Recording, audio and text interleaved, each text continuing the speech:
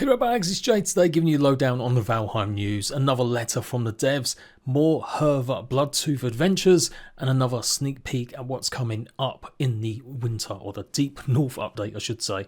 And a bit of a shout out to a game I'm working on that I think some Valheim big supporters might want to pay interest to.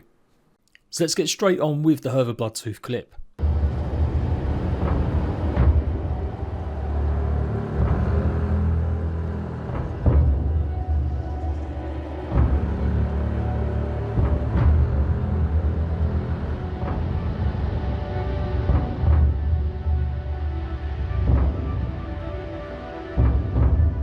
I don't like to think about what could have happened had my axe not been as sharp, nor my senses as keen. After all, there is no one left to come to my aid. I may have lost my companions, but it is for their sake that I must continue. The ruler of these lands must die. Ooh, spooky. So maybe not a huge amount that we can see from the video, as it is pretty dark and the compression absolutely killed it. But the remains of obviously crafting benches and the butcher's block, and loads of storage and stuff, hint that, yeah, people that were here once a long time ago came to maybe a bit of a sticky end. We do get to see a much better image though in some of the dev blogs. This is called a timber hole. So there's been lots of speculation. Is this crafted? Is this something we'll find? It certainly looks pretty abandoned and in worse state of wear. Kind of interesting though if we do find these deserted outposts or settlements that'll actually have working crafting benches and stuff. Maybe even the ability to just go ahead and upgrade them. I think by now the idea that we always have to travel with everything we need to set up portals and set up new crafting benches and everything else could get a bit old. I know we've got portals now that make it life easier once you get to the Ashlands, transporting all that metal nodes and ores, but it still would be interesting if we had to do minimal work to maybe get ourselves a bit of a head start with some crafting options. Just ease convenience, having some of these ready that we could upgrade or repair. So that's my theory, that's what I'm going with. I think they're shown really prominently here. Flip side of that is that this could just be dressing. And actually what we should be focusing on is that seemingly there is some sort of hole. Given the word is timber hole that the picture is saved as, this leads into the winding tunnels. So these are set places, or could they actually spring up in our own bases? The creatures down in the winding tunnels couldn't best her. How do you think you'll fare once it's your turn to square up against them? They've caused quite a mess above the surface after all. They go on to say they're still adding stuff and creating stuff like elements of the snow, working on some new crafting extensions, just to name a few. We want to share the extension for the gold. I'll tape you as a little teaser, the Loom. So you're thinking clothing much more with a Loom. Is this an opportunity for us to craft our own outfits without having to find Hilda? Sort of regular ones at least. Maybe custom cloaks, not just coloured ones, but actual really different unique designs. So lots and lots to ponder there. Build of the month and regular stuff going on. And that's pretty much it. By now you should know that the Deep North isn't going to be launching until next year, which means 1.0 isn't going to be launching until next year. We do know now though that it is going to be coming to PlayStation. That got announced last month. Still no word if it's going to hit Nintendo Switch though in the future. Now, some of you guys might know if you're in my Discord or see my socials that I've begun work as a community manager. I tried this a good few years ago and it was great. But it just wasn't really long-term future what I saw then.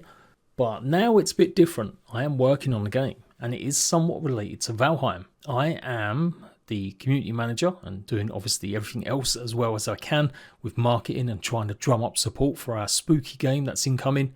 We're about to launch our Steam page in a couple of days. And effectively, to shorten it, it's pretty much what you'd get with Lethal Company, but it was medieval with lots of other co-op fun and scary games added to the mix for inspiration. The game is called Begraved. I've been working on it for about 5-6 months now, and the other developers have been working on it a few months longer in their spare time. The premise is that we head into crypts, you gather loot from the dead, try and avoid some ghastly creatures, and make it back to your hideout, which you can decorate, achieve new buffs, unlock new gear, and hopefully go and explore new areas. It's meant to be played co-op, but there is going to be a way that you can play it on your own as well, and it's going to be coming to Steam first in early access, hopefully next year. Obviously, I've still been putting YouTube videos out, so this is literally something I just do in my evenings and when I do have a day off. But yes, the Valheim devs, when they're not working on Valheim during the day, because it is their job, it isn't actually their game, devs can have social lives and other things going on that they can work on as hobbies and spare time. Grimcore, the lead art guy and pretty much a man that helps with the direction of the game for the last few years, he is the lead designer of Begraved. So this game isn't anything to do with Valheim, it's got no kind of affiliation just yet. The only thing connecting it is that we've got Grimcore and Loom also helping out with this new game that we're making, like I said, in our spare time. So I'm going to say it really loud because you're always going to get some dickhead that can't understand actual basic words. Valheim is still getting worked on exactly the same amount of time by all the devs at Iron Gate. This is something that we're doing purely just in our own time at home, and I'm super excited about it. So Loom and Grim are the main two, and we have got a bit of help as well from someone called Amelia. So yeah, I'm putting it out there. That's what I'm working on. Can't lie, it has affected my output for sure. I haven't had the chance to put out as many videos and covering certain things that I've wanted to in the last few months, but also I've been pretty busy with Grounded too. That's on my second channel. But yeah, I'm really excited about Begraved. We have got a Discord up and running if you want to join. I'm going to leave the link in the comments section. And we will be looking for playtesters very soon. So if you like the idea of a spooky, even spookier version of Lethal Company, but with more progression and definitely that vibe of chaotic fun as well, then come and join right now. I will repeat, because I've got to, because I know someone's going to take it the wrong way. The game is worked on 100% in just their own time, not Valheim's time. Like if you're a doctor or nurse, you don't go home and still be a doctor or nurse or mechanic. Grim, Luma, Amelia, they are simply just workers for Iron Gate and making Valheim. So don't be seeing any stupid comments about, oh, they should just get the game finished, the updates take too long. You get paid for the work you do at your job, and then anything you do afterwards is your own design. This is purely our own project for now. Who knows what might happen in the future, and I'm really lucky that I've been able to forge a friendship with the Valheim devs to put me in a position where they thought of me as their community manager going forward.